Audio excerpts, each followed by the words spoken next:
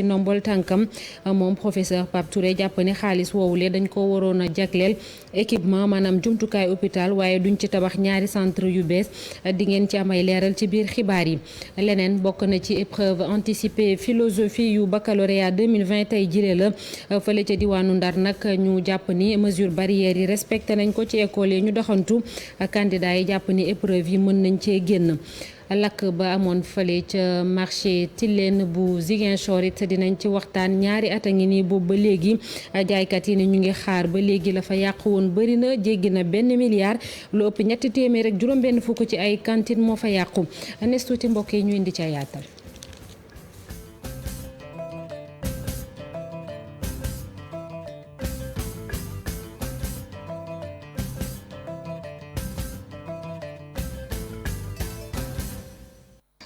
ginnaaw bañ leen nuyuwaate ba noppi mbokk yi xibaar yi dañ koy door rek ab fitna bu xewee fële ca Tobène nekk ca région bu Thiès ay gendarme ñoom ñoo dem foofule ca diwaan ba ngir indiwaat dal foofule ndax askan wa nekk foofule dañoo mer bay futtu bëggoon a génn ci mbedd bi lu ñu bëgg mooy liñ leen di dampe tukkee ci ICS mi bëgg a jël seeni suuf ñu yokk ko loolu waral seenu mer ba tey kon gendarme yi xëy foofule ngir mën leen a téye. ñu wax ci leneen mu di mbas meeg ni muy wéyee di doy waar ci réew mi ci bésub tey jile rek am na 2 téeméer ak juróom-ñaar ci ay nit yu amee jàngoro bi cas communautaire maanaam ñi amee feebar bi te xamuñu kan moo leen wàll di gën di bëri téeméer ak fukk ak juróom am na juróom-ñaar fukk ak ñeent ci ay nit yu sonn loolu ñu nga Sowétas ñu ne 4 nit yu faatu ba tax na Sénégal wàññi na 2 téeméer ñeent fukk ak ñaari nit yu faatu ci jàngoro yi Covid 19 boobule docteur Mamadou Ndiaye mooy directeur de la prévention moom la ñuy déglu. ci junni ak juróom-ñetti téeméer ak ñeent fukk ak ñaar test yi ñu def 2 téeméer ak juróom-ñaar ñoo ci positif ci ñooñu positif am nañ ci juróom-ñeent fukk ak ñaar cas contact mooy ñi nga xam ne dañoo am doomu jàngoro ji fekk dañoo jaxase woon ak ñi nga xam ne dañ ko yore am nañ ci téeméer ak fukk ak juróom li ñu tuddee cas communautaire mooy ñi nga xam ne am nañ doomu jàngoro ji te xamuñu ku leen ko wàll ci ñooñu nag Ziguinchor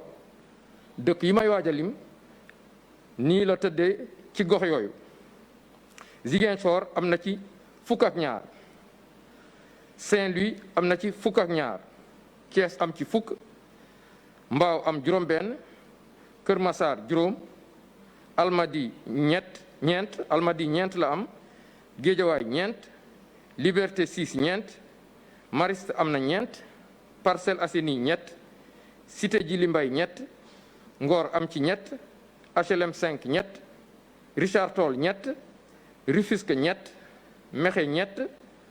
Kolda am ci ñett Cité Port ñett Ouest Foire ñaar Cité Port ñaar la Ouest Foire ñaar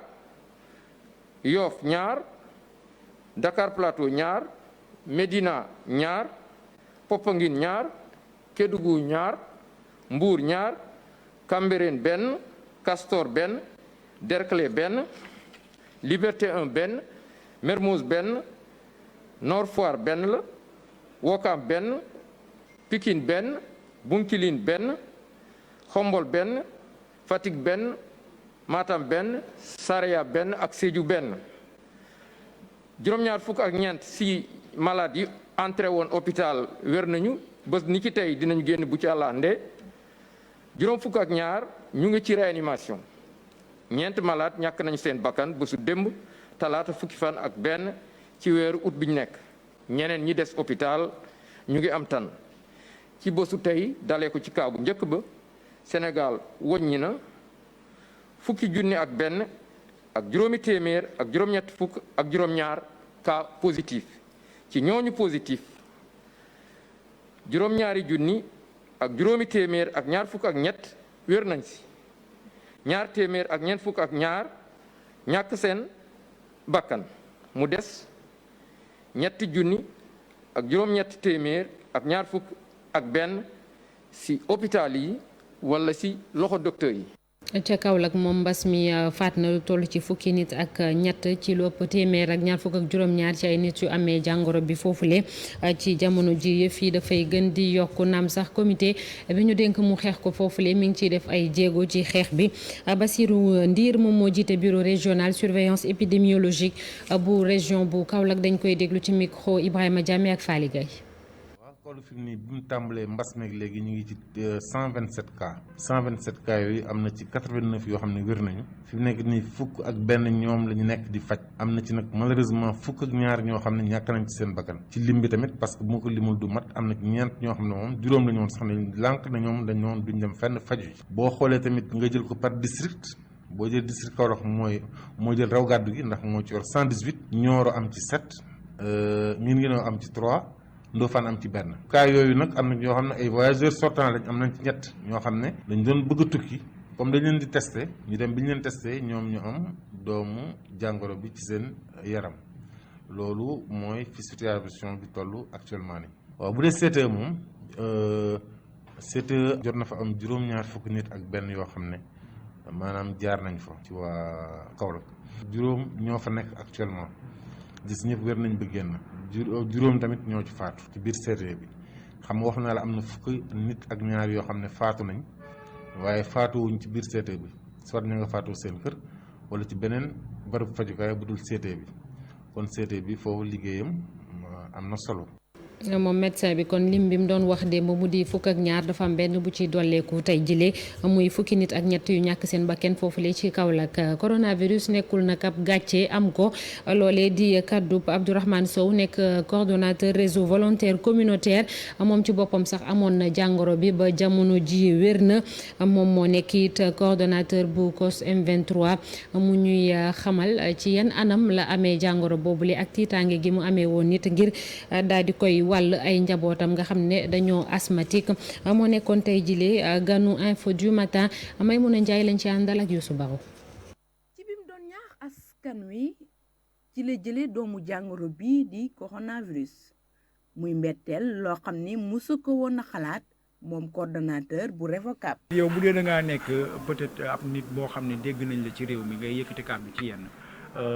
di wax jël leen seen jumtukaay def leen lii respecté leen geste barrières yi nga xëy ñu ne la yow cas communautaire nga du ma ne gàcce la sax mais day metti dafay metti trop. dama yor ñaari nabi yu asthmatique donc wax dëgg yàlla bi mu ko amee sama xel dem ci ñoom xaw naa fébrile tuuti waaw samay soxna bi ma nekkal ak samay waa kër waaw samay liggéey samay collègues yi may liggéeyal. bis boobu moom Abdourahmane Sow noppi woon na campagne biñ doon amal ca gaar boo maraîcher bi mu ñibbee këram ci ay fan la am lu mu yëg ci yaramam. buy metti bu doy waar température sama yaram bi di tàng jër bay lakk sama cër yi presque dañoo bañoon sama yax yeeg waaw nelaw ma guddi gi yëpp di onk ba ma xëyee nag laa dem hôpital ma demee hôpital seeti médecin personnel bi mu defal ma consultation bindal ma ay garab ñu comme que dama xawoon naaje mënu ma woon sax kii dem liggéey dama naaje dem ba ma demee le lendemain bi ñu ma defalee test après ñu woo ma ne ma da nga am coronavirus waaw mu xaw maa yëngal parce que nit rek laa. ñaari semaine mu def ko service des maladies infectieuses bu hôpital Fann moom coordonnateur bu COS M23 bëgg na fi mu toll nii ñëpp soobu ci xeexu mbas mi. feebar bi kenn mënu koo weddi ku mu laalul laal ku la jege wala laal koo xam nit ñi seen bakkan mi ngi wàññeeku nañ bàyyi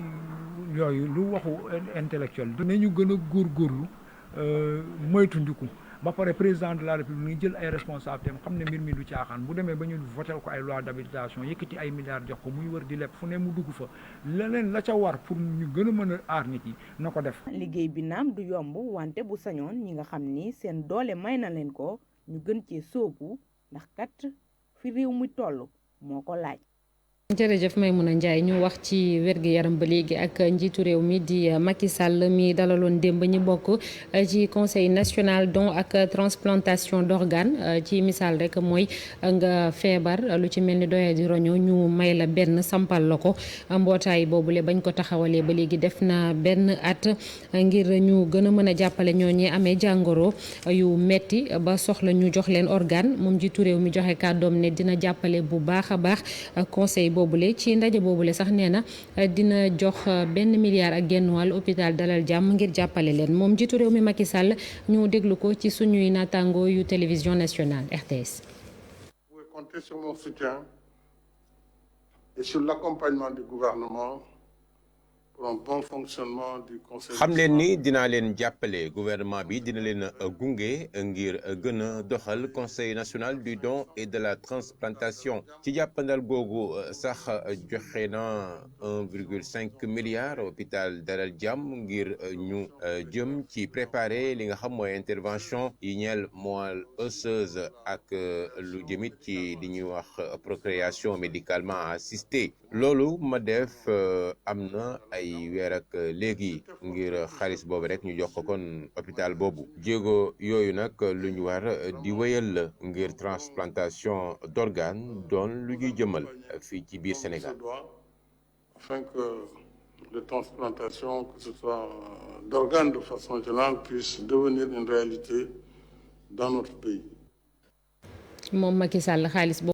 wax nag dafa mel ni moom moo merloo président conseil d'administration bu Dalal Jàmm ba mu tekki nombol tànkam moom professeur Pape Touré li muy ñaawlu mooy xaalis bi nee na dañ ko waroon a jagleel jënd ay jumtukaay foofu ca hôpital ba ndax dara amu fa waaye kay du dañ ci tabax benn centre ni mu ko waxee moom président Macky Sall pour greffe moelle ak beneen centre procréation médicale assistée maanaam soxna yi nga xam ne dañoo am ay jafe-jafe ngir am doom ñu mën leen cee taxawu moom PCA bi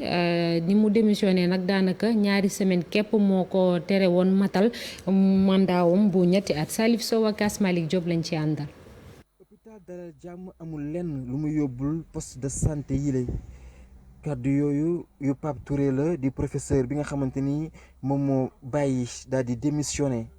moom day lu ko metti di boroom xam-xam bi nga xamante ni wàllum cancer la gën a xamee nee na hôpital bi amul lenn loo xamante ni ma nga cay dox bu baax. du laboratoire ba du bloc opératoire ya du urgence ba plateau technique hôpital bi doxul daanaka dafa nekk di sukuraat beneen jafe-jafe boo xamante ni hôpital bi ma nga ca la wax moom professeur Pape Touré ba tax moom mu bàyyi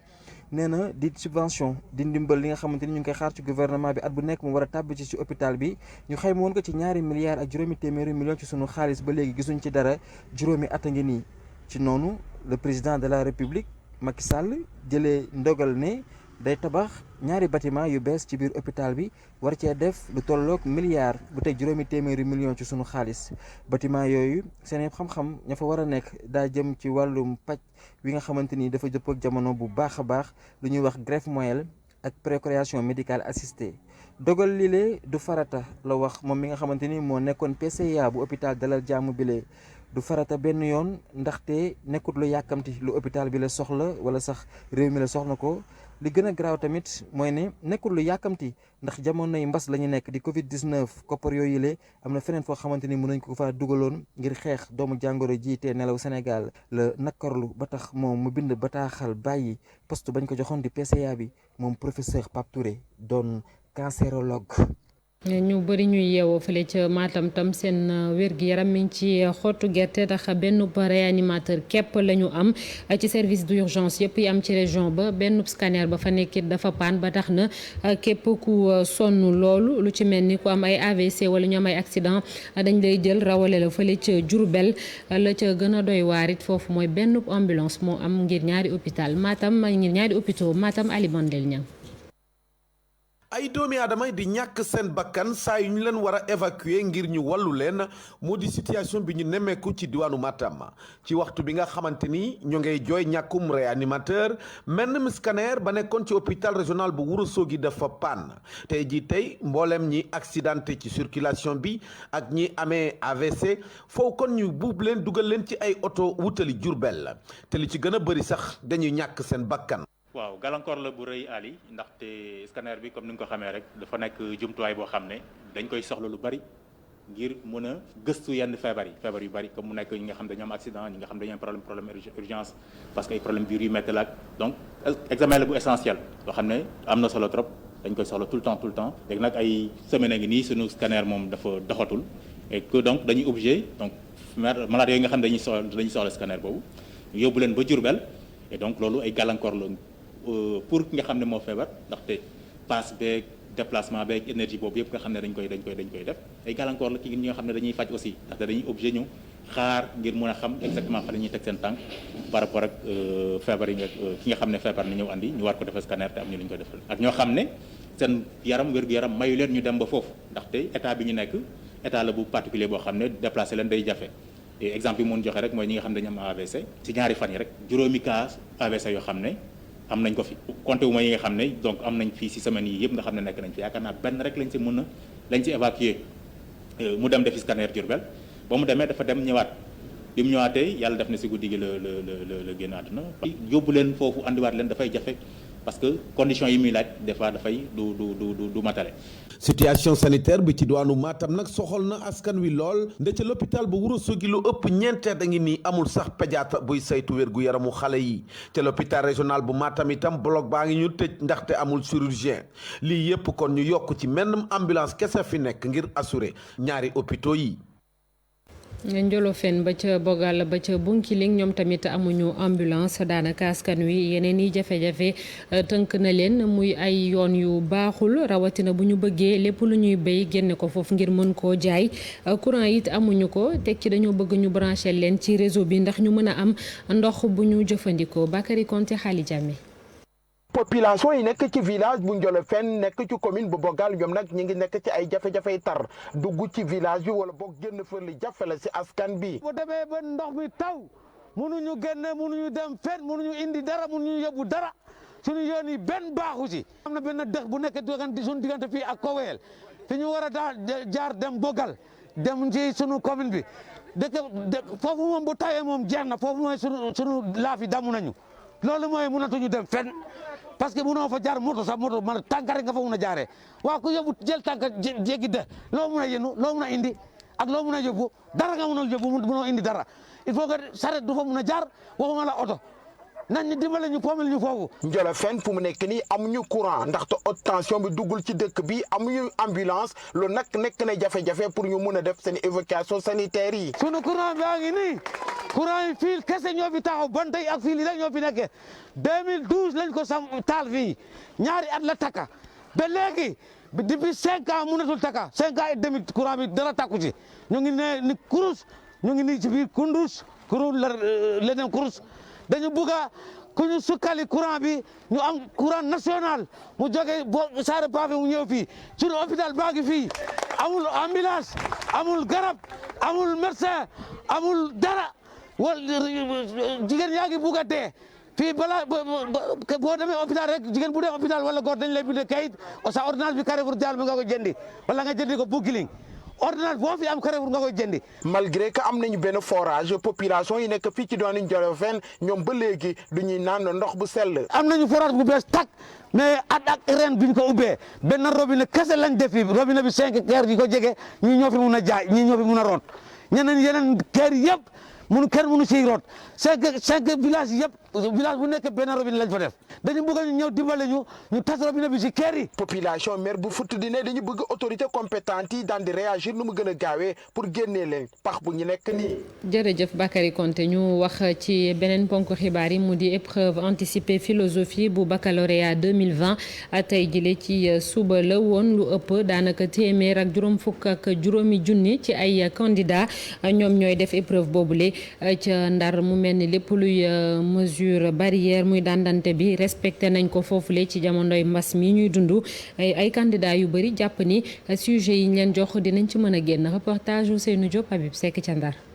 suba teel xale yi ñëw ci classe yi ngir def l'examen bi nga xamante ni mooy wàllu philosophie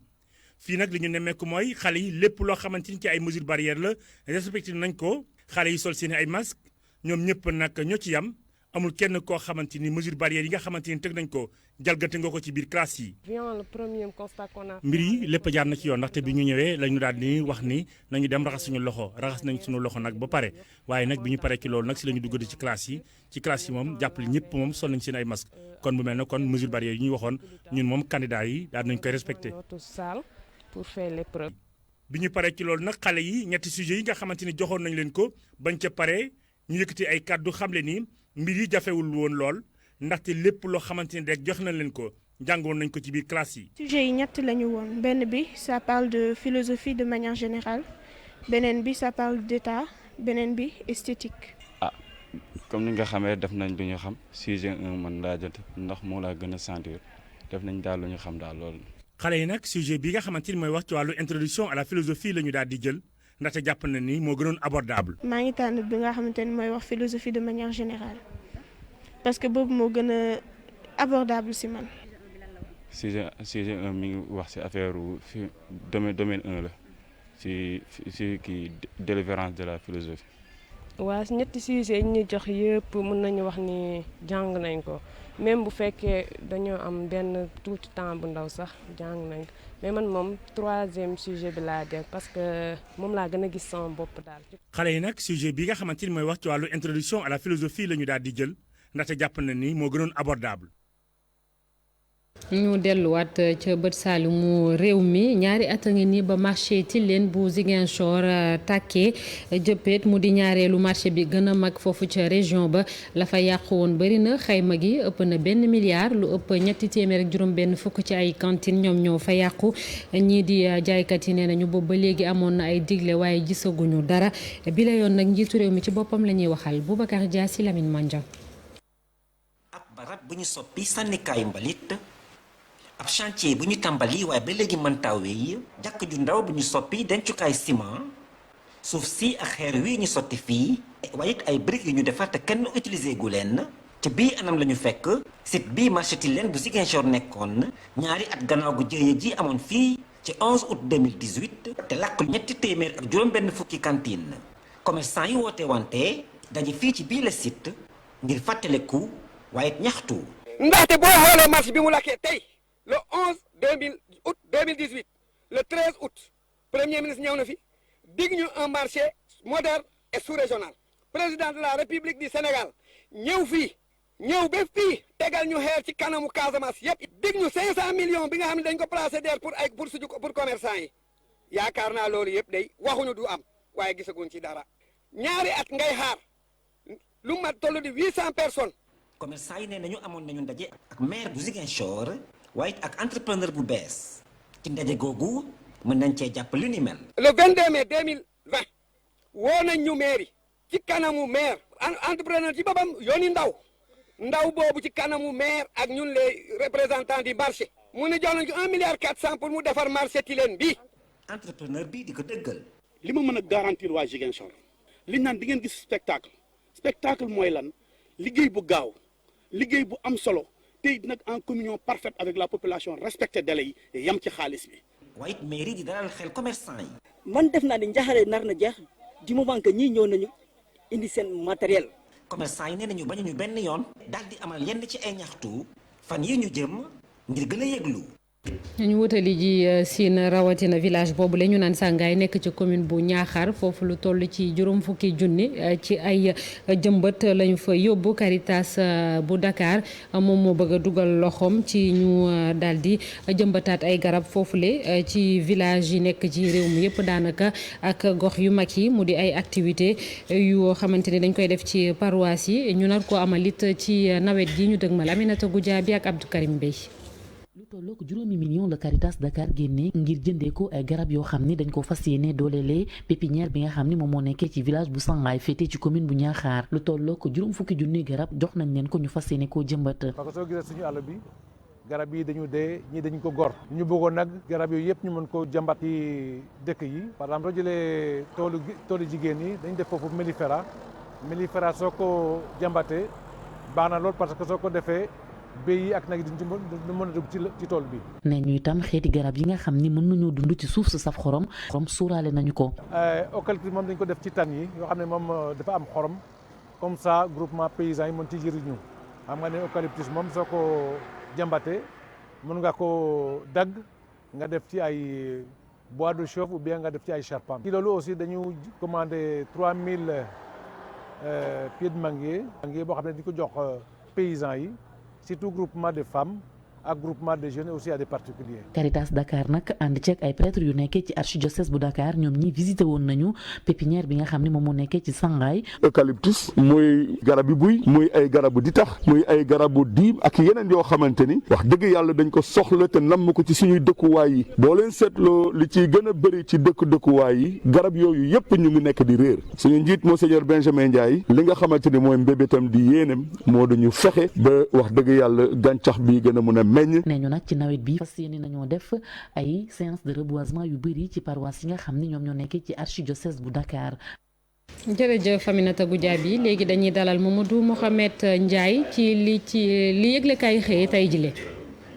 jërë ngeen jëf jàmm jëy bëgg a jaxasoo ca l'hôpital Dalal Jàmm bu Géejawaay yéenekaay bu waay xëy dal gis ca ne daloon a xibaar bi yëral xët mu njëkk Le Quotidien professeur Papa Touré ma ne woon président conseil d'administration bu hôpital Dalal Jàmm bu Géejawaay démissionné na tekki na ndombal tànk la ñu ko takkaloon ne ko xërr seeni borom ca lettre de démission ba xamle na ca la ko tax a bàyyi bokk na ci ne hôpital Dalal Jàmm bu Géejawaay juróomi at ba ñu ko ubbee ak léegi waaye ñàkk jumtuwaay tax na l'hôpital ba aw tur rek la am ne nee na booy seet ba ca biir moo ko poste de santé ñooyam li fere ga ñeente ab xolam ba tax mu ne basta démissionné dem yoonam moo di benn milliard ak genn wàll gi ñu ne président Macky Sall yëkkati na ko ngir jàppale ko hôpital ba ngir ñu defar ci ñaari taax benn taax mi di ab centre de greffe moelle beneen taax ma ca des di ab centre de procréation médicale assistée professeur Papa Touré dafa jàpp ne guddi yi ñu toll hôpital Dalal Jàmm bu Géejawaay li mu soxla dëgg du loolee rawatina ci jamono ji nga xam ne foo dem ci àdduna bi ku ci nekk yaa ngi seet noo mën a def ba génn ci mbas mi Moussa Sam Daf njiital hôpital Dalal Jàmm bu Géejawaay mel ne ku naan ñu ci l'observateur cuur kii jàmm nit nan la ñu ko mën a fale jox ko mandat mu dem ba nga xam ne ab mandat am fukki fan ak ñett rek moo ca des muy soog a démissionné loolee yanwul maana démission bu professeur Papa Touré ca poste président conseil d'administration bu hôpital Dalal Jàmm journal Source A ay caaxaan la ko jàppee ba teg ci di ñu wax li waral mu jàpp ne professeur Touré dafa bëgg a fowee xelu nit ñi bokk na ci li mu bàyyi ba fukki fan ak ñaar kott des ci ab mandat muy soog di démissionné la am ca Dalal Jàmm ay caaxaan lam déet lii ko tëjee xëy na di ñu xamal ci xëta mu njëkk ne président conseil d'administration bu hôpital ba delloo na ndombal tànku PCA la ñu ko joxoon Les Échos nañu teg ci tegal ci ka ko joxoon jooyandi ko tegaat ko ciw yoon ndax ca bataaxal de démission ba ma ngi cee xam le ne xaalis bi ñu bëgg a dugal ci l'hôpital Dalal Jàmm ak fa ñu ko bëgg a def du farata président beneen mu di président tribunal bu Podor Libération nee nañu jëlee nañu ko fa mu ne woon yóbbu ko kees def ko conseiller li xew ci moomi li mbir yéenekaay bi nañu mi ngi xeeñ ab defante ndax ay fan laata ñuy tàmbalee nas pexe jële ko ca tribunal bu Podor moom waaj di Ngor Diop dafa mandat dépôt woon benn kilifa diine bu mag ca Podor yàq tooli jàmbur ak di tëkkuwaate loolee la ñu ko yóbbu woon ca yoon dossier ba di dox ba yegg ci taabali président tribunal ba di Ngor Diop Ngor mandat dépôt ko ñu jël jàllale jeel njekk lu nekk ñaan nañu ko intervention yi fu nekk lañ doon bàyyee ko ngir mu bàyyee ko mu bañ ay fan rek la ñu ci teg ñu wàccee ko jële ko tribunal bu Podor yóbbu ko bu kees def ko fa simple conseiller la tribune nañu dafa laalaake moo waral ñu yëkkati ko mu di lool union des magistrats du Sénégal bi ñu ko yëgee xar suuf si dugg ci rek la ñu bëggoon ndax mer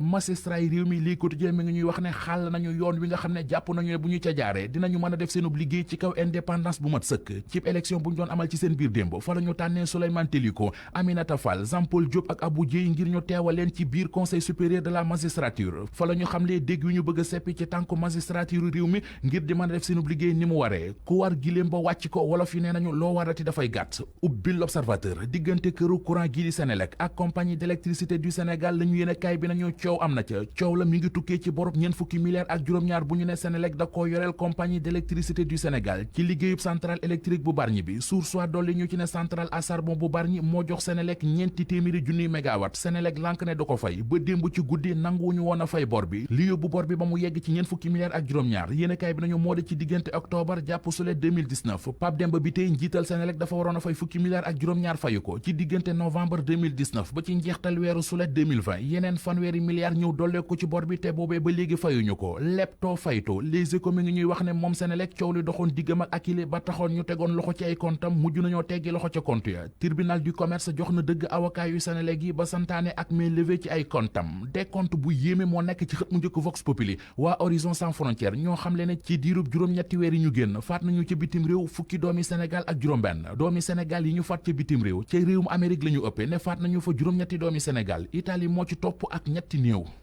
jërëjëf Mamadou Mohamed Ndiaye mairie bi ak Mamadou Ndiaye egsi nañu li xew ci biir internet bi ci kanam tuuti maa ngi leen di ziar Mamadou Ndiaye mairie bi. ñoo ngi lay ziar soxna Nata di la nuyu bu baax a baax fas yéene ñëw yaatal rek li xew ci biir internet bi kon ni nga ko waxee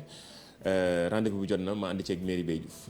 ci kanam tuuti lay doon. incha allah ci kanam tuuti ñu ñëw yaatal gannaaw boo jeexalee xibaar yi. voilà mbokk yi des leen ak ñun kon 19h30 incha allah rédaction bi ci yeneen xibaar di leen ñaanal ngeen yendu ak jàmm.